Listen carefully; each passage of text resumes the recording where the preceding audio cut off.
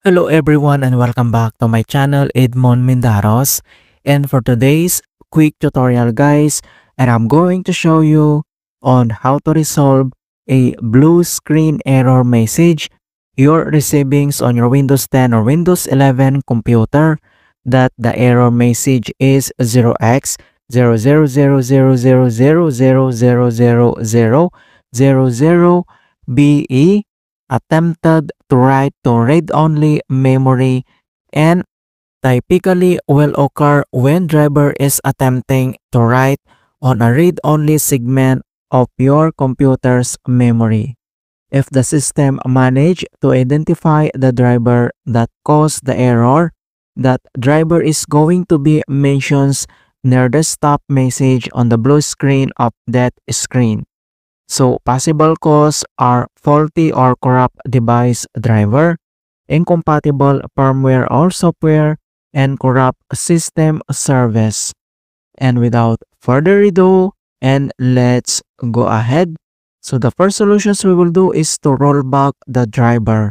Kung paano ba yan natin gawin, all you have to do is to right click on a start menu and select mo lang dito yung device manager. And once na-open mo na tong device manager, ang next step ay kailangan mo lang i-select dito yung display adapters. So i-click mo lang yung arrow na yan para mag-expand. And then dito sa ating graphics driver ay kailangan natin itong i-roll back yung update driver niya.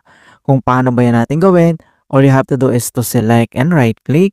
And then kailangan mo lang i-select dito yung properties. And then dito sa graphics properties at dito lang sa taas ay kailangan mo lang i-select dito yung driver.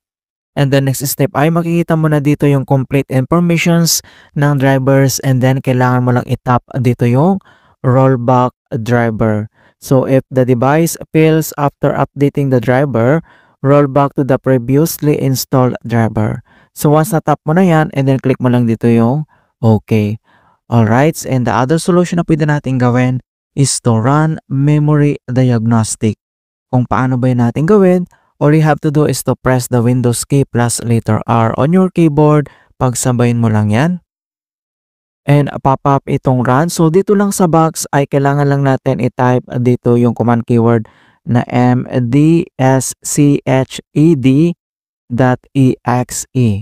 So kailangan mo lang i-type dito yung command keyword na mdsched.exe,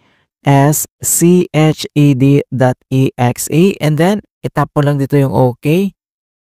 And madadirect tayo dito or makikita mo dito yung tinatawag na Windows Memory Diagnostic. So check your computer for memory problems. So may dalawang option dito na pwede natin gawin, na restart now and check for problems. Ito yung recommended. Save your work and close any open programs before restarting. Okay, so para save yung mga apps applications natin, kailangan natin muna itong i-save. And then yung pangalawang option, ito yung check for problems the next time I start my computer. Okay, so kailangan mo lang itap dito yung restart now. Alright, so once itap mo na itong restart now, and then dito lang sa start menu and i-click mo lang dito yung restart. And then pagkatapos ka makapag-restart, and the other solution na pwede natin gawin is to run the FFC tool. Kung paano ba yun natin gawin, all you have to do is to open up on the search menu.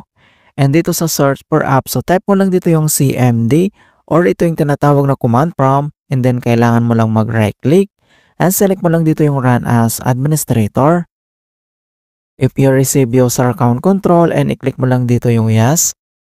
And once na-open mo na itong administrator command prompt, ay kailangan lang natin i-enter yung command keyword na fc /scan now. So in all small letter lahat, and then yung /scan now ay one word yan, and press mo lang yung enter. And beginning system scan, this process will take some time. Beginning verification space of system scan. So dito ay kailangan lang natin hintay na ma-complete ang verifications into 100%. And finally, verifications 100% complete. And the next step, so close lang natin tong CMD.